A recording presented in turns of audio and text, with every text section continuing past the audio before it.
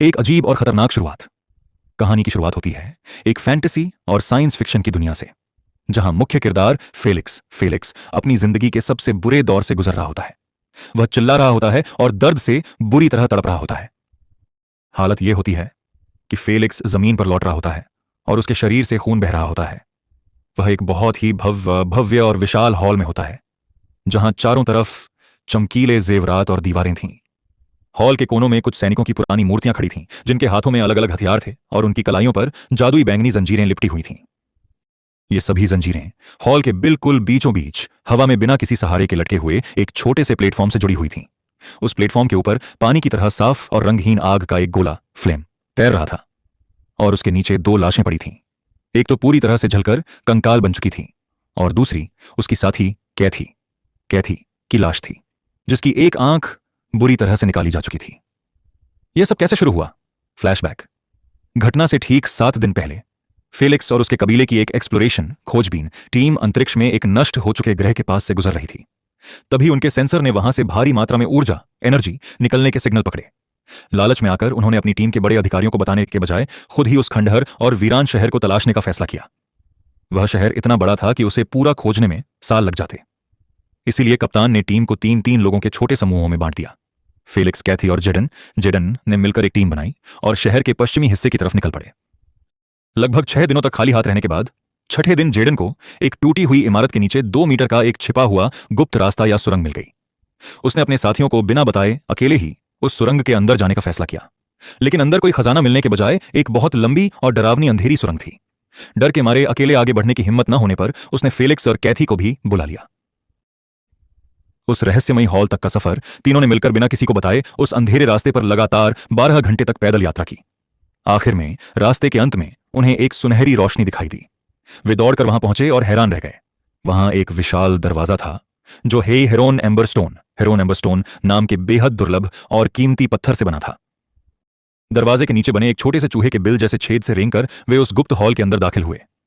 जैसे ही उन्होंने उस अजीबोगरीब रंगहीन आग फ्लेम स्पिरिट को देखा, उन्हें लगा कि उनके हाथ कोई बहुत बड़ा खजाना लग गया है जिसे वे वर्चुअल दुनिया में बेचकर अमीर बन सकते हैं। लालच में आकर फेलिक्स सबसे पहले उस प्लेटफॉर्म की तरफ भागा, लेकिन तभी उनके दिमाग में एक बेहद खूबसूरत और सम्मोहक आवाज गूंजी।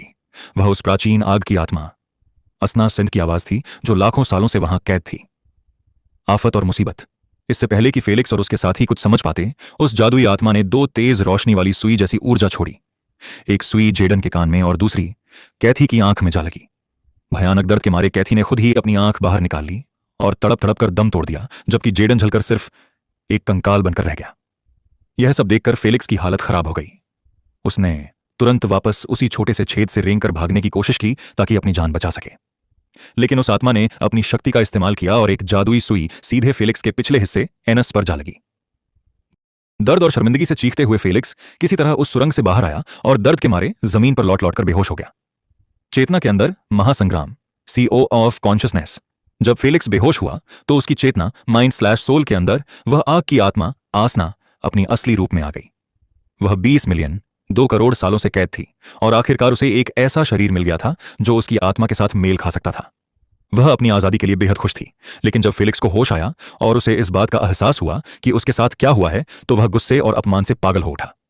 उसने अपनी खुद की आत्मा सोल बैरियर को ही तोड़ने और पूरी चेतना में विस्फोट करने का फैसला किया ताकि उस आत्मा को भी अपने साथ खत्म कर सके। वह चिल्लाया, मैं अपनी इस बेइज्जती का बदला लूंगा। इससे अच्छा है कि मैं मिट जाऊं। दोनों की इस खींचतान के बीच एक बहुत बड़ा धमाका हुआ। एक नया मोड़। उसी समय उसी आकाश गंगा के एक दूसरे कोने में एक ब्रह्मांडीय आकार की रहस्यमयी विशाल आंख खुली जो अंतरिक्ष और समय की ताकतों को नियंत्रित करती थी। उसने उस विस्फोट को देखा और समझ गया कि वह जिद्दी आत्मा आखिरकार किसी शरीर से जुड़ चुकी है। मजे लेते हुए उस विशाल ताकत ने अपनी शक्तियों का इस्तेमाल किया और फेलिक्स और उस आत्मा की बची हुई मिलीजुली आत्मा को खींचकर एक नई समय रेखा, न्यू टाइमलाइन की तरफ सुरक्षित भेज दिया ताकि उनका नया सफर शुरू हो सके। अध्याय 2। एक नई शुरुआत, फ्रेश स्टार्ट। उत्तरी प्रशांत महासागर के बीचों बीच स्थित एक शांत और वीरान द्वीप पर बने एक रिसोर्ट होटल के अंदर, एक स्वीट के भीतर एक युवा अचानक पसीने से तरबतर होकर गहरी सांसें लेते हुए जागता है। वह अपने सिर को कसकर पकड़ लेता है और अपने दिमाग के अंदर महसूस हो रहे उस भयंकर दर्द को कम करने की कोशिश करता है जो उसे सोने के दौरान अचानक महसूस हुआ था। लेकिन वह जल्द ही अपनी इस कोशिश को छोड़ देता है और तेज चीख मारकर अपनी आंखें ऊपर की तरफ चढ़ाते हुए बिस्तर पर फिर से बेहोश होकर गिर जाता है। उसकी चीख स्वीट के दरवाजे के बाहर खड़े गार्ड्स तक पहुंच जाती है। उनमें से एक गार्ड हाथ में गन लिए तुरंत बेडरूम की तरफ दौड़ता है। वह दरवाजा खोलकर देखता है कि फेलिक्स पसीने से लथपथ बिस्तर पर बेसुध पड़ा है। गार्ड तुरंत फेलिक्स की नब्ज टटोलकर चेक करता है कि वह जिंदा है या नहीं। यह पक्का होने पर कि वह सिर्फ बेहोश है, गार्ड चैन की सांस लेता है, क्योंकि अगर फेलिक्स को उसकी देखरेख में कुछ हो जाता तो उसका कबीला या परिवार उसे जिंदा नहीं छोड़ता। वह तुरंत रूम सर्विस को फोन करता है और होश में लाने वाली कोई दवा, टॉनिक जल्दी से भेजने का आदेश देता है। यादों का तूफान और अजीब-ओ-गरीब हरकतें। थोड़ी देर बाद जब वह बदबूदार टॉनिक फेलिक्स की नाक के पास लाया जाता है तो वह आंखें खोलता है। उसके मन में अजीब अजीब सवाल आते हैं। मैं कौन हूं? मैं कहां हूं? यह आदमी मुझे ऐसे क्यों देख रहा है जैसे मेरा बाप हो? क्या मैं बदसूरत हूं? इससे पहले कि वह कुछ और सोच पाता, उसके दिमाग में अचानक पुरानी यादों और अनुभवों का एक बहुत बड़ा सैलाब उमड़ पड़ता है। पिछले जन्म की और इस शरीर की सारी यादें आपस में टकराने लगती हैं। दिमाग पर पड़े इस भारी दबाव के कारण फेलिक्स एक बार फिर बेहोश होकर बिस्तर पर ढीला पड़ जाता है। इधर गार्ड यह सब देखकर बुरी तरह डर जाता है। उसे लगता है कि फेलिक्स को किसी ने जहर दे दिया है, तभी तो वह बार बार बेहोश हो रहा है। वह मन ही मन कांपने लगता है कि अगर इस अमीर घराने के वारिस को कुछ हो गया तो उसकी नौकरी ही नहीं, जान भी चली जाएगी। जब फेलिक्स को दोबारा होश आता है तो इस बार उसके दिमाग में सब कुछ पूरी तरह साफ हो चुका होता है। उसे अपनी पिछली जिंदगी और इस नई जिंदगी की सारी बातें याद आ जाती हैं। वह मन ही मन अपनी बहादुरी पर मुस्कुराता है और सोचता है, हाँ, जैसे मैंने प्लान किया था बिल्कुल वैसे ही हुआ। अपनी बेइज्जती के मारे खुद को उड़ा देने के मेरे उस जांबाज कदम ने जरूर किसी उच्च शक्ति, एंटिटी का दिल पिघला दिया होगा, तभी मुझे यह दूसरा जीवन मिला है। तभी उसके दिमाग के अंदर से वही जानी पहचानी और नफरत भरी आवाज गूंजती है, ओए बेवकूफ, तुम्हारी बेशर्मी की कोई सीमा नहीं है। तुम यह साबित करने में लगे हो कि तुम्हारा मरना और दोबारा पैदा होना तुम्हारे किसी मास्टर प्लान का हिस्सा था। तुम्हें वाकई किसी अच्छे डॉक्टर की जरूरत है। चुड़ैल की वापसी अपने दिमाग में उस नफरत भरी चुड़ैल आसना की आवाज सुनते ही फेलिक्स का चेहरा गुस्से से लाल हो जाता है। वह तुरंत मानने से इनकार कर देता है और खुद से कहता है, जरूर यह मेरे दिमाग का कोई वहम या पीटीएसडी, ट्रॉमा के बाद होने वाली मानसिक स्थिति है। अंदर ही अंदर आसना ठंडी आह भरती है और सोचती है, क्या सच में मुझे इस महामूर्ख के साथ अनंत काल तक फंसे रहना पड़ेगा? फेलिक्स गुस्से में बुदबुदाता है, चुड़ैल, असली मूर्ख तुम हो। कमरे में खड़ा बेचारा गार्ड जब फेलिक्स को हवा में ही किसी से बात करते और खुद ब खुद चिल्लाते देखता है तो उसकी हालत और खराब हो जाती है। उसे पक्का यकीन हो जाता है कि जहर ने इस अमीरजादे का दिमाग पूरी तरह से हिला दिया है और यह पागल हो चुका है। वह सोचता है कि कल अखबारों की सबसे बड़ी हेडलाइन यही होगी कि मैक्सवेल परिवार का वारिस पागल हो गया है। फेलिक्स को जल्द ही एहसास हो जाता है कि वह कोई सपना नहीं देख रहा, बल्कि वह बला यानी आसना सचमुच उसकी चेतना, कॉन्शियसनेस के अंदर हमेशा के लिए कैद हो चुकी है।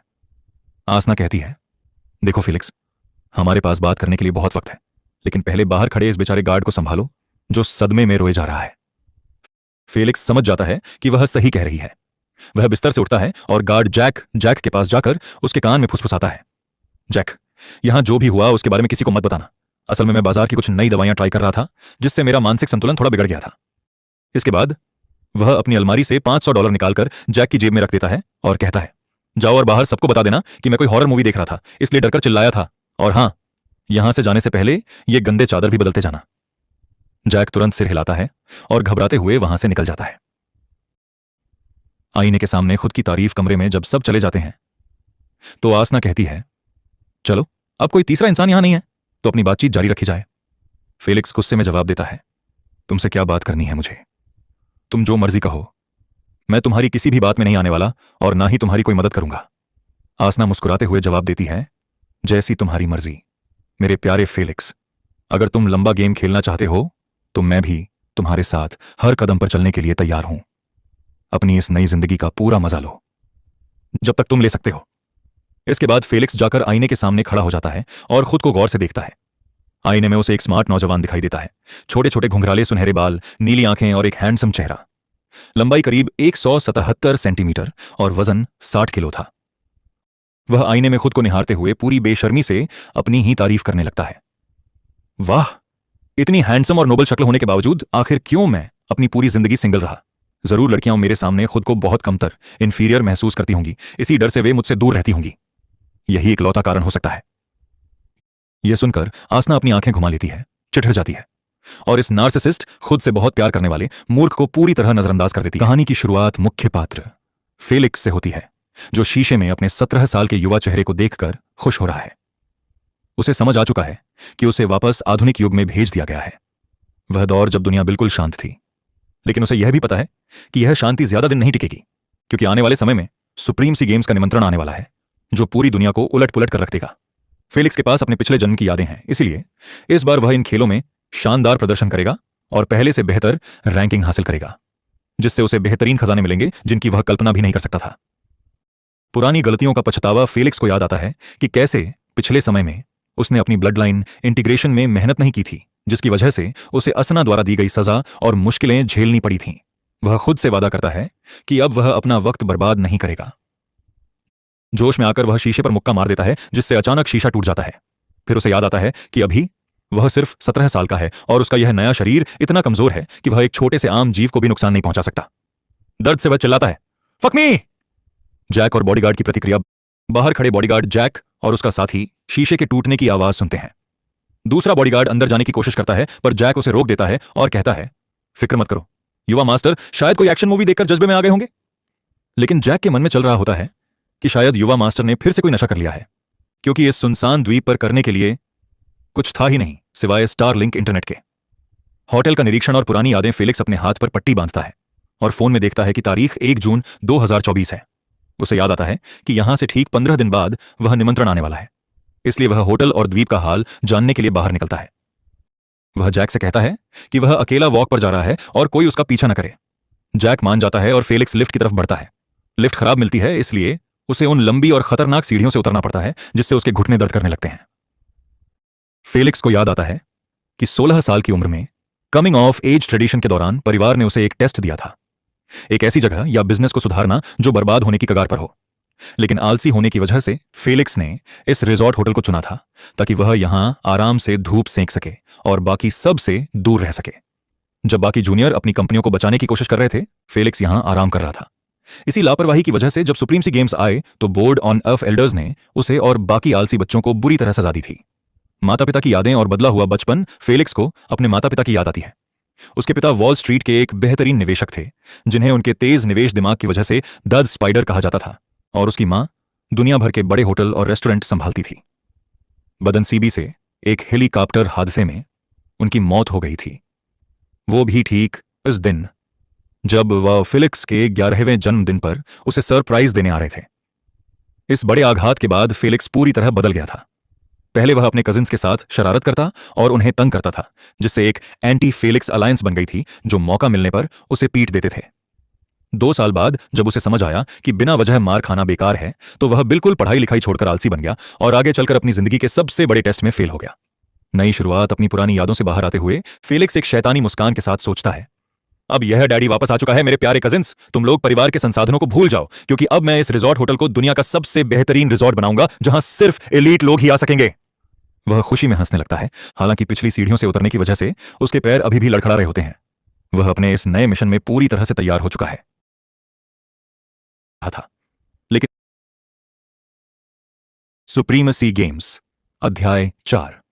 3 विकल्प। हिंदी सारांश। होटल की भूतल पर पहुंचने के बाद फेलिक्स समुद्र तट पर लंबी सैर पर जाने की योजना बना रहा था, लेकिन सीढ़ियों से उतरने की थकान के कारण वह रिसेप्शन डेस्क के पास एक सोफे पर कुत्ते की तरह हांफते हुए बैठ गया। अगर नीचे उतरने से मेरी यह हालत हो गई तो ऊपर चढ़ने पर मेरा क्या होगा? यह सोचते ही उसके चेहरे के भाव बिगड़ गए। उसने रिसेप्शन पर बैठी लड़की की तरफ देखा, जो च्यूइंग गम चबाते हुए अपने फोन में गेम खेल रही थी। लीला, बेहतर होगा कि तुम मेंटेनेंस टीम को